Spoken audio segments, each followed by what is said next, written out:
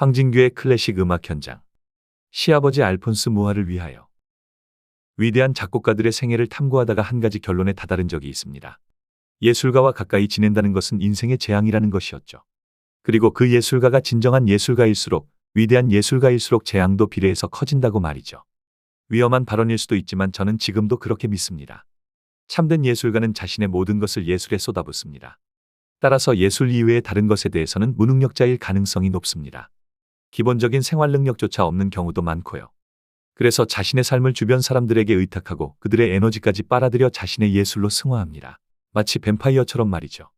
이런 식으로 위대한 예술가의 가족이나 지인이라는 악연 탓에 자신의 삶을 망친 사례는 예술사에서 흔히 접하는 이야기입니다. 이런 이야기는 심지어 예술가 사이에서도 성립합니다.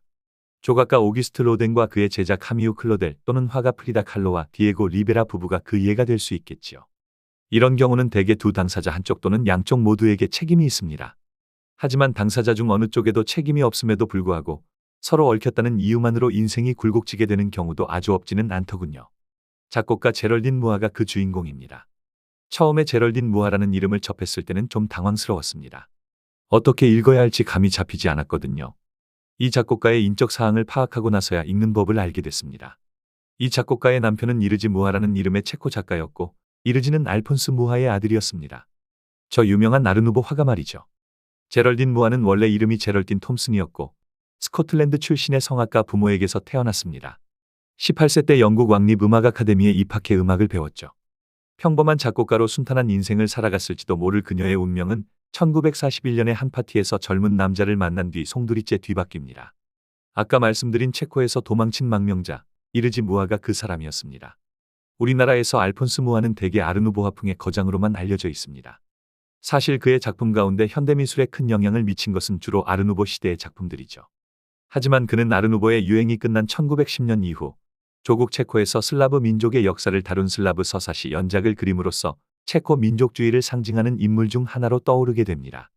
그리고 나치 독일이 1939년 3월 체코를 점령하고 나서 제일 먼저 체포한 사람 가운데 하나가 무하였던 것도 이런 활동 때문이었지요.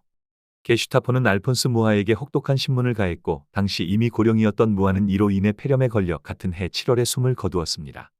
상황이 이렇게 되자 알폰스의 아들 이르지는 더 이상 체코에 있을 수 없어 국외로 망명하게 되었죠. 영국으로 간 이르지는 제럴딘 톰슨과 만나 사랑에 빠져 1942년에 결혼합니다. 그리고 나치 독일이 패망하고 나서 부부는 체코 프라하로 이주하지요. 제럴딘의 고난이 본격적으로 시작된 것은 바로 이때부터였습니다. 공산화된 체코 정부는 알폰스 무하의 아르누보 시절 작품들에 대해 감각적이고 상업주의적이며 퇴폐적이라고 트집을 잡아 압수하려 들었는데 이는 사실 무하 작품의 가치가 나날이 올랐기 때문이라고 합니다. 그러니까 명분과는 달리 알폰스 무하의 작품들에 눈독을 들이고 있었다는 얘기죠. 이런 상황에서 제럴딘은 만나본 적조차 없는 시아버지의 작품을 지켜내기 위해 홀로 분투해야만 했습니다. 남편 이르지 무하는 당시 우라늄 광산에서 강제노동을 하고 있었거든요. 이게 겉보기만큼 위험한 것은 아니라고 합니다. 천연 우라늄이 내뿜는 방사선은 인체에 별다른 해가 되지 않는 수준이라고 하니까요. 어쨌든 강제노동이 편할 수는 없었을 것이고 이르지 무하 입장에서는 아버지의 유산을 강탈당할 위험과 이에 맞서 아내 혼자 갖가지 고초를 겪는 상황이 무척 괴로웠을 겁니다.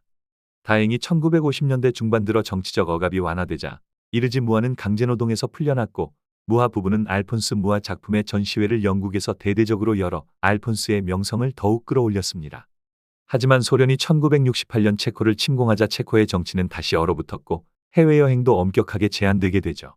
상황이 이렇게 되자 제럴딘은 남편과 상의한 끝에 원치 않는 별거를 선택하고 고향 스코틀랜드로 되돌아가게 됩니다. 알폰스의 작품을 서유럽에서 더 원활히 전시할 수 있게끔 하려는 의도도 있었다고 하네요. 그리고 이후 20년 동안 그녀는 몇 년에 한 번 정도만 남편을 만날 수 있었습니다. 그러다가 1989년에 벨벳 혁명으로 체코의 공산정부가 무너지자 비로소 프라하로 돌아가 남편과 재결합했죠.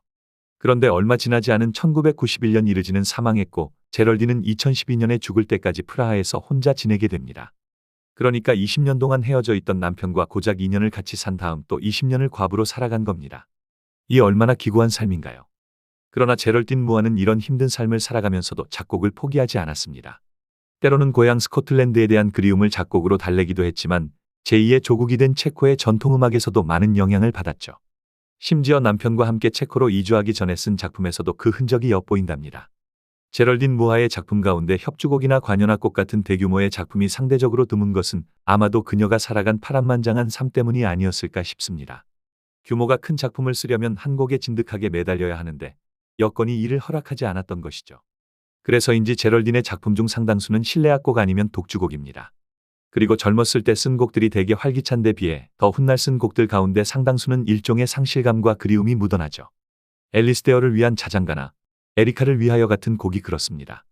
그렇지 않더라도 제럴딘의 작품은 20세기 작곡가로서는 이례적일 정도로 선율적이며 서정적입니다. 앞서 언급한 작품들 외에도 다분히 쇼팽풍인 마주르카 템포로 같은 곡도 그 예이죠. 그러니까 제럴딘 무하의 음악 세계는 스코틀랜드와 체코의 민속음악에서 강한 영향을 받았고 거기에 독특한 서정미를 결합했다고 보면 크게 틀리지는 않을 겁니다. 제럴딘 무하는 위대한 화가였던 시아버지 때문에 고난에 찬 인생을 보냈지만 이를 기꺼이 감내했고 이와 더불어 작곡가로서 묵묵히 자신만의 예술을 추구해 나간 인물이었습니다. 꼭 알폰스 무하의 며느리라는 딱지를 붙이지 않더라도 그녀의 작품은 많은 사람에게 사랑받을 만합니다. 더 많은 사람이 그녀의 작품을 접하고 즐기게 되었으면 하는 마음입니다. 더 칼럼니스트